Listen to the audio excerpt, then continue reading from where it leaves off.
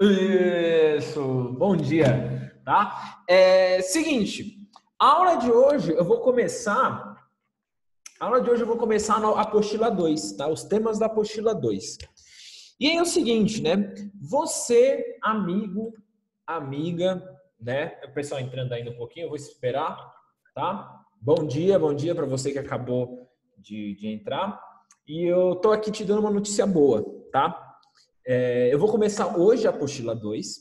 E por que essa é uma notícia boa? Porque ela é um recomeço. Você que estava perdido nas aulas, relaxa. Você que nas aulas passadas tinha uma pessoa, não entendi nada, uma dificuldade, calma, beleza. O que eu cobrei na aula passada eu não vou cobrar em prova, que a gente, né, se a gente for ter aí, mas não, nós teremos, tá? Mas eu não vou cobrar, beleza?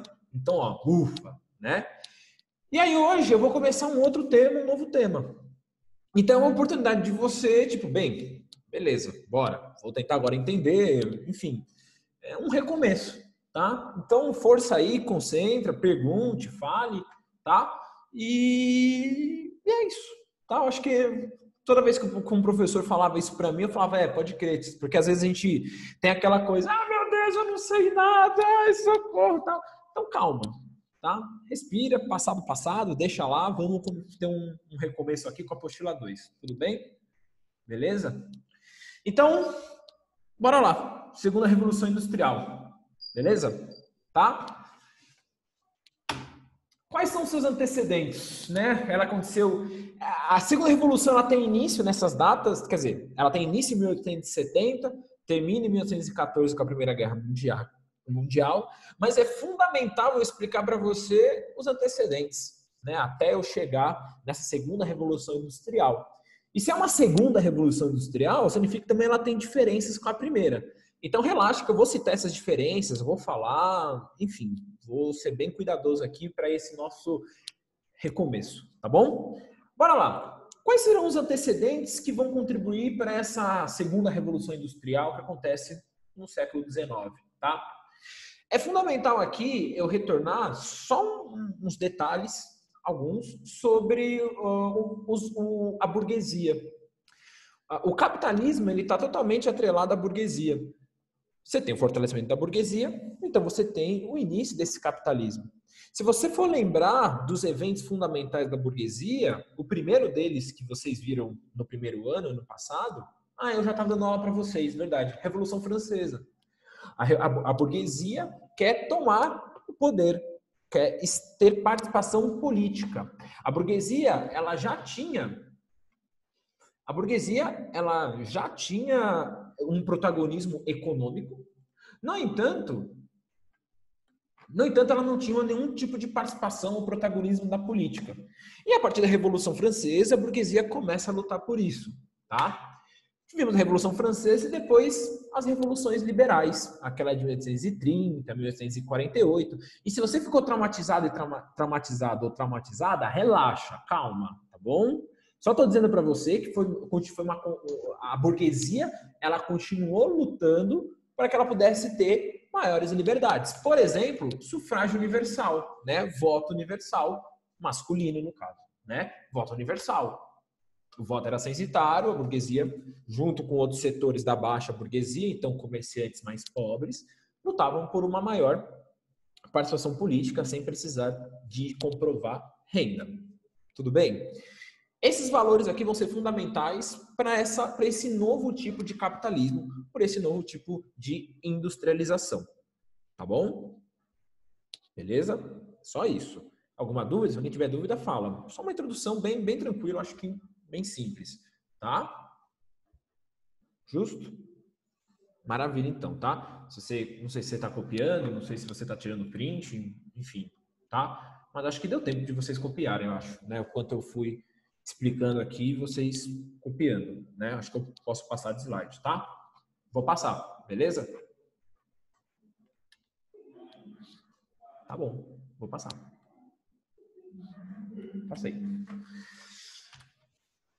Bem, o que acontece na segunda metade do século XIX? Quando eu falo aqui segunda metade do século XIX, a metade do século a partir de 1850. Nós vamos ter aí uma relativa estabilização política, tá?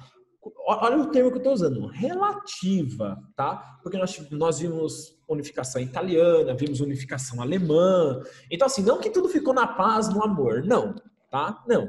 Mas relativa. Depois da Revolução de 48, em que toda a Europa seguiu a França, né, as coisas deram uma estabilizada, uma melhorada. Consequentemente, então, com menos confrontos, né, com a menor quantidade de confrontos, a gente vai ter um crescimento demográfico. Né? A população ela vai crescer. Até aí, justo. Maravilha. Os dois próximos pontos aqui são fundamentais. O que garante que a população cresça? O que garante que as pessoas fiquem saudáveis? Não só eu não ter guerras, mas também eu ter uma boa alimentação. Portanto, eu vou ter melhorias técnicas. Eu vou ter desenvolvimento técnico com fertilizantes e pesticidas. Então, aqui eu vou ter um desenvolvimento tecnológico e um desenvolvimento científico para que as pragas não ataquem a plantação. Perceba, estou falando de ciência e tecnologia aqui, certo? Beleza? Vai ser importante isso aqui. Então, graças à ciência e à tecnologia, as pessoas estão tendo maiores garantias de alimento na sua mesa. O pão de cada dia. Certo? Para melhorar ainda mais, vai ter um avanço da medicina e do saneamento básico. Fundamental, alimentação e saúde. Uma condição adequada para onde eu estou vivendo. Então, você tem o desenvolvimento da patologia e da farmacologia. Farmacologia, da farmácia, de medicamentos, um avanço de medicamentos para combater determinadas doenças. E a patologia, eu vou analisar o que provoca aquela doença. Como que eu consigo prevenir aquela doença? O estudo da patologia, um estudo dentro da medicina. Então, peraí.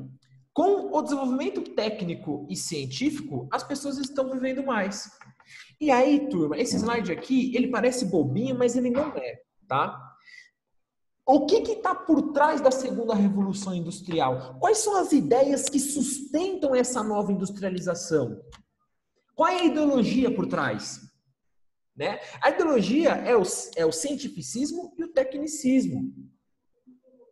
E isso aqui é fundamental para essa primeira parte da aula. E veja, uma coisa simples. Maravilha, ótimo, ainda bem que é simples. Você vai entender, você vai compreender. Acho que você já compreendeu. Através do desenvolvimento da ciência e da técnica, a vida melhora. A vida progride. Eu consigo ter mais tempo com a minha família no quesito, eles vão viver mais. Eu não vou mais perder tantos parentes como minha mãe perdia antes ou como minha avó perdia antes. Não, eu vou ter uma família grande. Certo? Eu vou viver mais. Tudo bem? Beleza? E o que me proporciona isso, esse sentimento? Ciência e tecnologia. Beleza? É essa ideia que vai propagar, que vai ser fundamental para a segunda revolução industrial, certo? Aprofundando mais o cientificismo e o tecnicismo, próximo slide, tá? É uma idealização da ciência e da tecnologia. E que idealização é essa? Que ideia que eu tenho da ciência e da tecnologia? Eu tenho a ideia de que elas são capazes de resolver os nossos problemas. Constantemente, com os problemas aparecendo, a ciência e a tecnologia vem me dando cada vez mais respostas sobre os grandes enigmas ou as grandes barreiras que existiam entre nós na nossa sociedade. Certo? Portanto, essa ideologia do cientificismo e do tecnicismo fez o ser humano criar uma perspectiva, uma visão de mundo de quase um paraíso. Certo? Beleza? E aí tem vários desenhos de época. Eu peguei esse desenho da apostila do 8º ano. Eu gosto da apostila do fundamental. Professor, Oi. desculpa, teria como você só recapitular de novo, porque essa parte eu não consegui pegar? Tipo, do cientificismo, tecnicismo, por favor. Claro. Como está aqui, é uma idealização da ciência. Através da ciência, do desenvolvimento científico e do desenvolvimento tecnológico, os meus problemas vão ser resolvidos.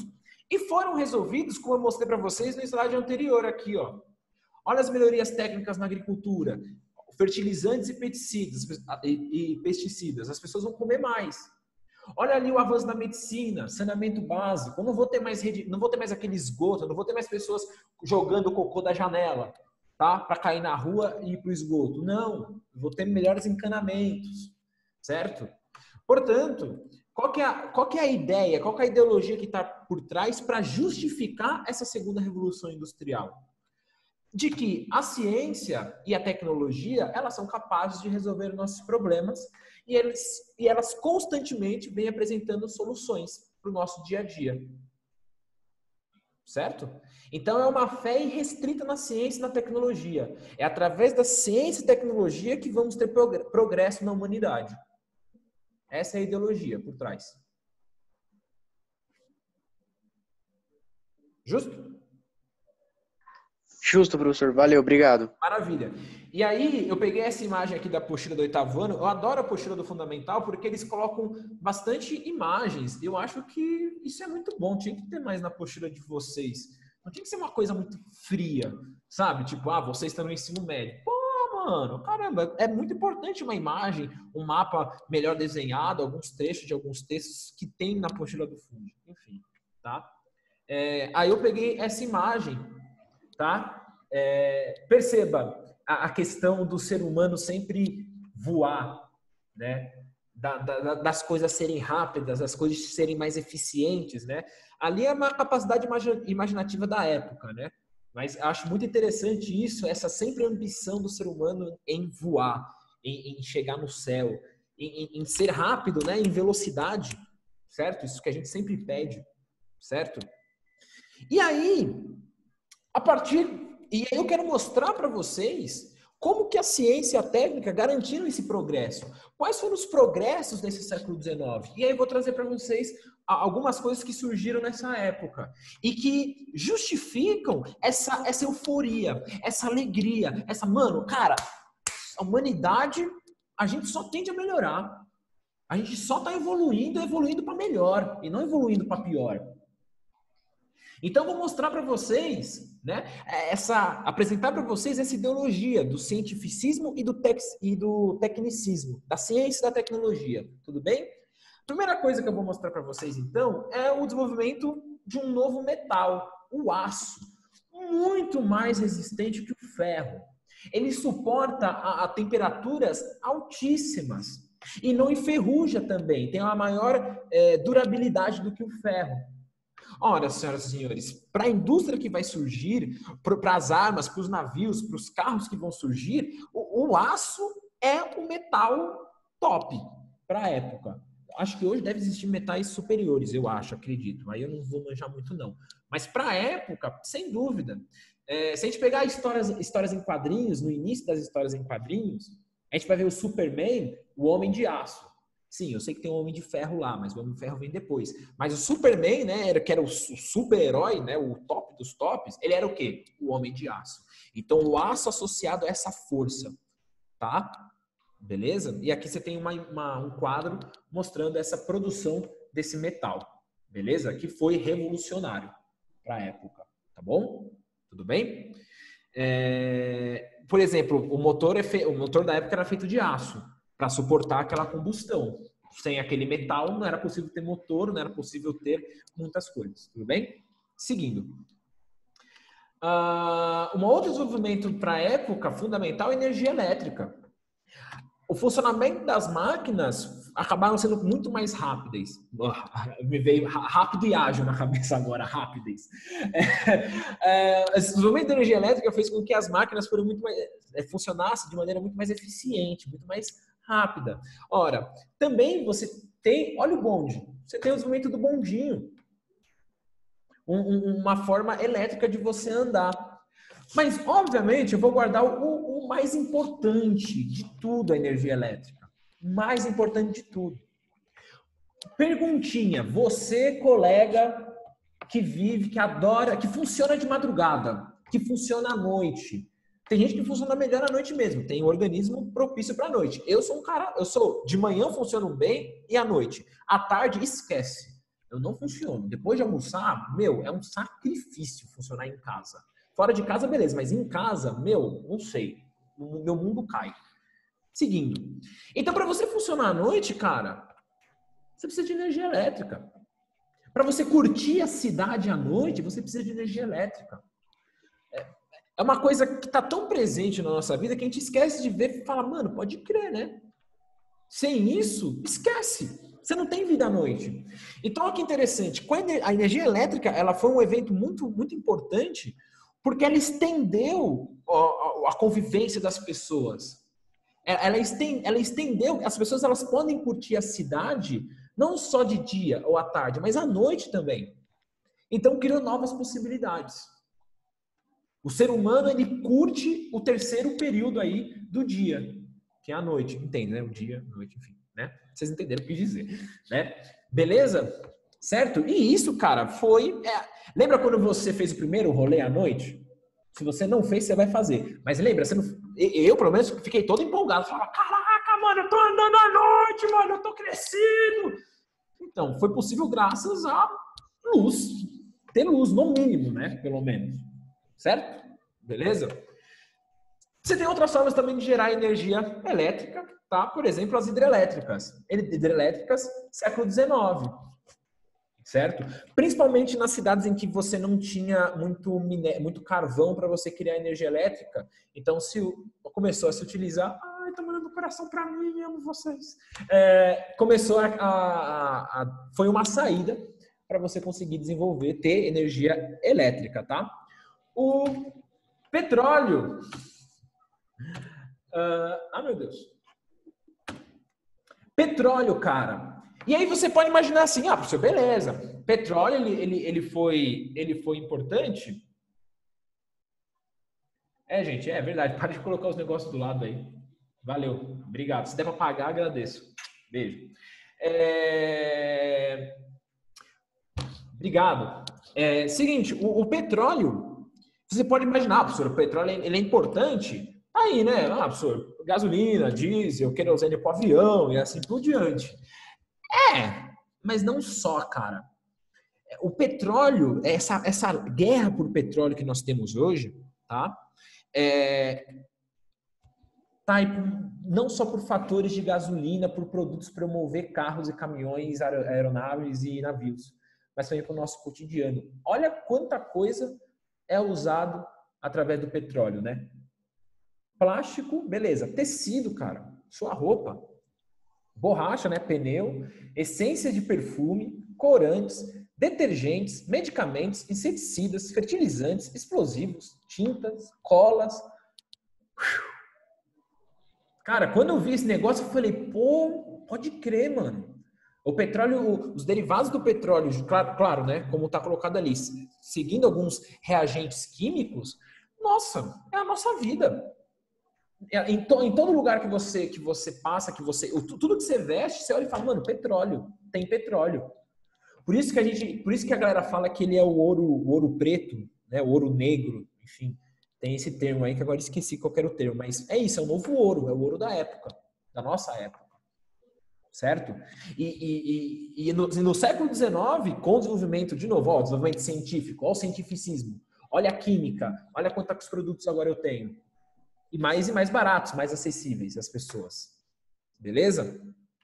Mais algumas inovações. Filhão. Aí, ó. Né? O tataravô do nosso celular. Né? O início dessa conexão. Né? O início dessa conectividade. Motor a combustão interno, combustão interna. E aí, ó, cultura do carro. E aí, finalmente, o ser humano chega onde ele sempre quis, ao céu.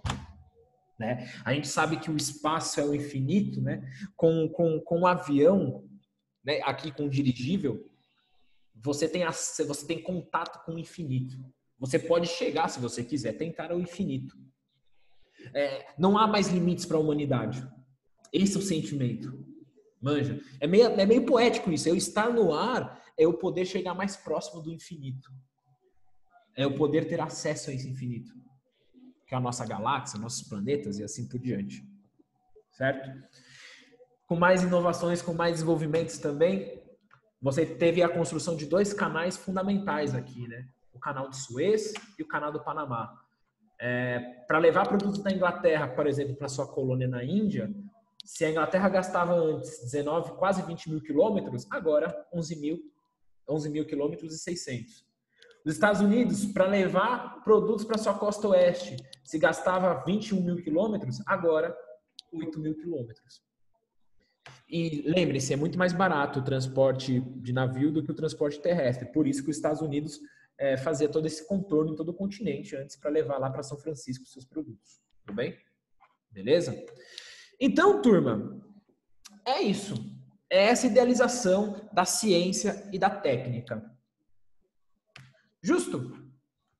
Convenci vocês? Estão convencidos que a ciência, a gente são capazes de resolver os problemas, apresentam soluções? Sim?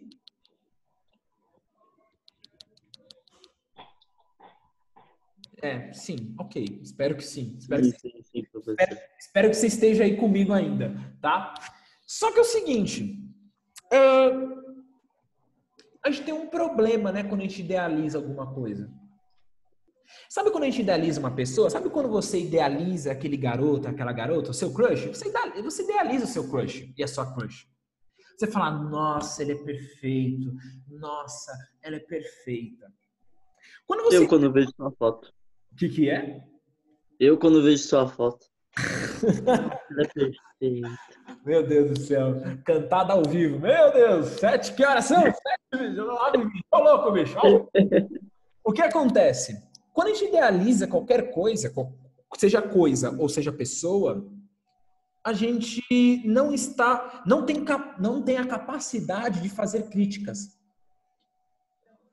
A idealização de qualquer coisa, ela é incapaz de fazer críticas, porque você está idealizando, está no mundo das ideias, então é algo perfeito.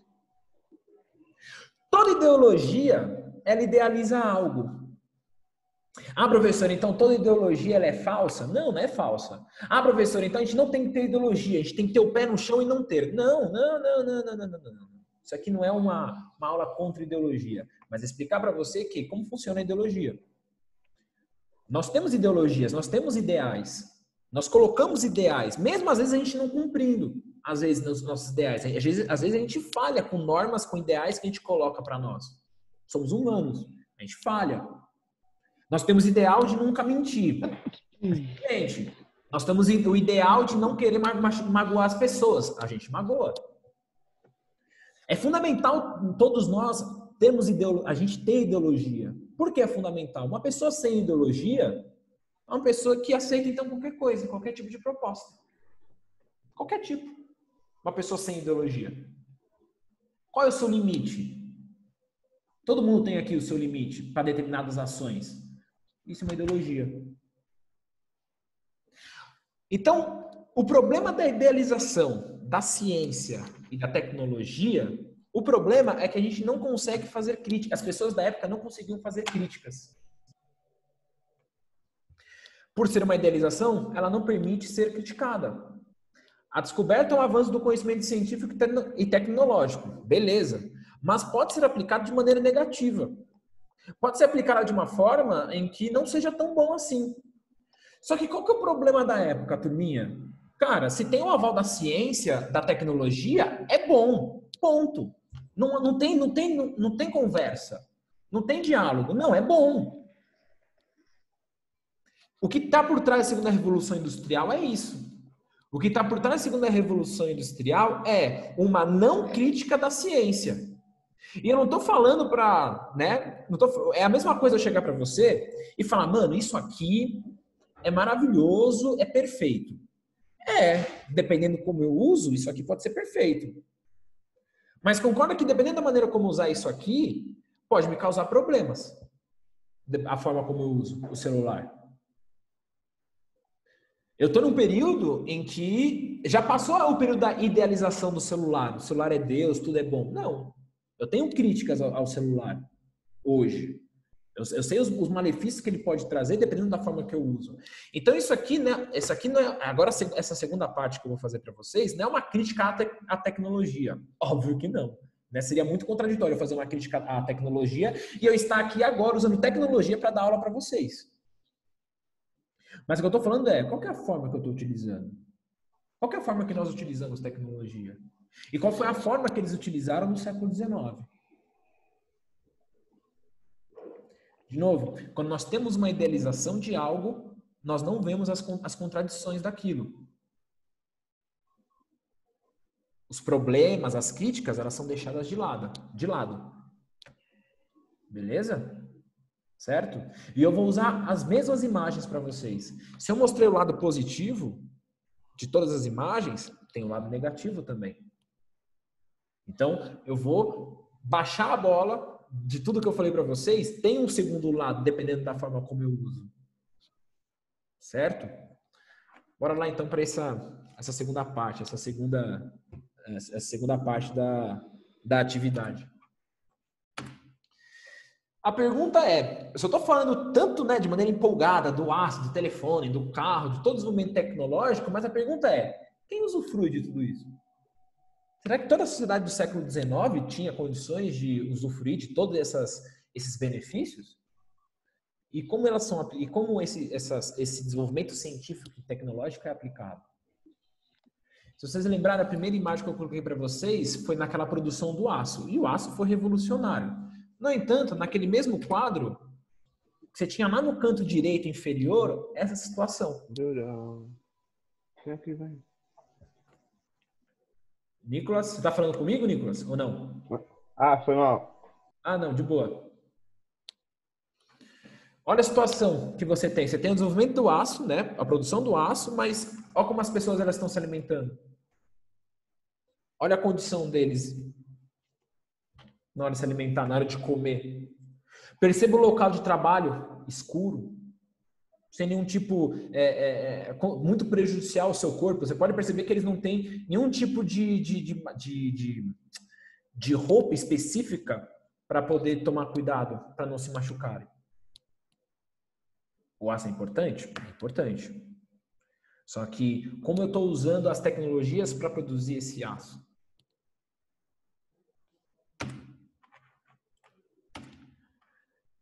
Relação à energia elétrica. Nossa, professor, tem uma coisa ruim? Tem. Para o século XIX, tem. Com a energia elétrica, lembra que eu falei para vocês que as pessoas podem avançar à noite? Então, as fábricas também podem avançar à noite. E as fábricas, se quiserem, podem funcionar 24 horas por dia. A jornada de trabalho ela vai se estender.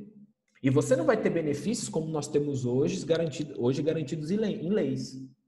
Quem trabalha de madrugada recebe uma bonificação. Qualquer pessoa que trabalha à noite tem uma bonificação. Nessa época você não tem.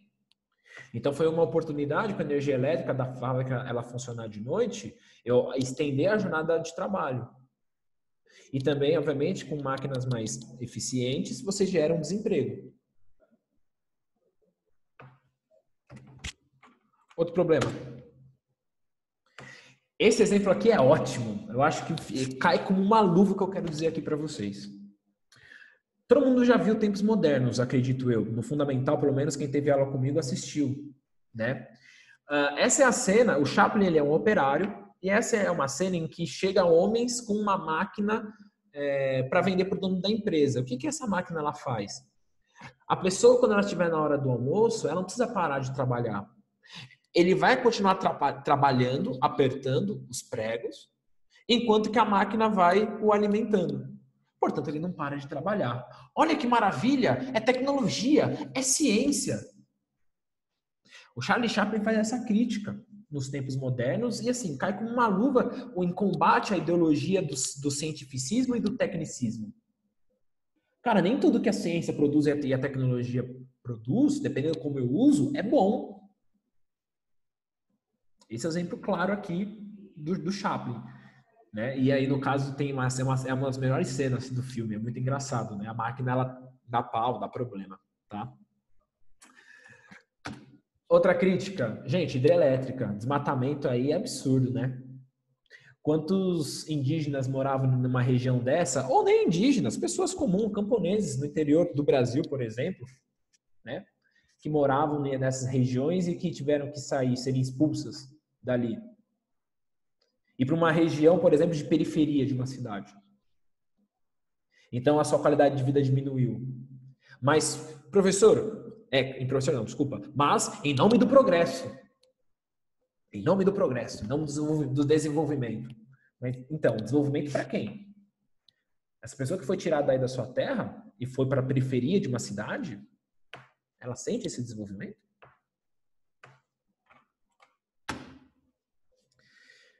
Questão do combustível, né? CO2, poluição do ar, a utilização excessiva, né, desse petróleo, da gasolina. Não à toa, quando nós tivemos aquela greve dos caminhoneiros, que eles não rodaram a cidade, né, ficaram parados, nossa, a qualidade do ar da cidade de São Paulo melhorou assim absurdamente.